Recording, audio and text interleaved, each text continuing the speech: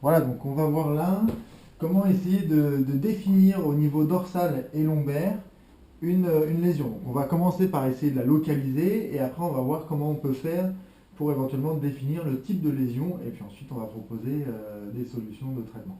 Donc première chose à faire, c'est d'observer le patient de dos, bien sûr, sur des inclinaisons passives. Donc on va demander au patient de s'incliner à gauche puis à droite et de noter les différences d'amplitude.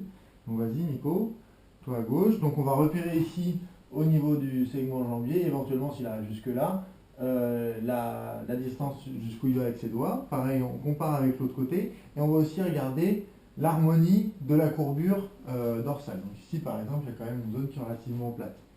Voilà, ça c'est la première chose, test en passif. Deuxième chose, on va essayer de faire un test en actif. On va venir placer ici une main au niveau de l'IPS pour sentir un petit peu le mouvement du bassin et plus ou moins le fixer aussi au niveau de la crête iliaque. Et ici, en passif plus ou moins, c'est nous qui allons descendre le patient du côté gauche. On peut sentir ici le type de limitation. Est-ce que c'est un arrêt dur, un arrêt mou, un arrêt élastique, etc. On essaie de noter un petit peu le type de limitation qu'on peut avoir d'un côté et de l'autre.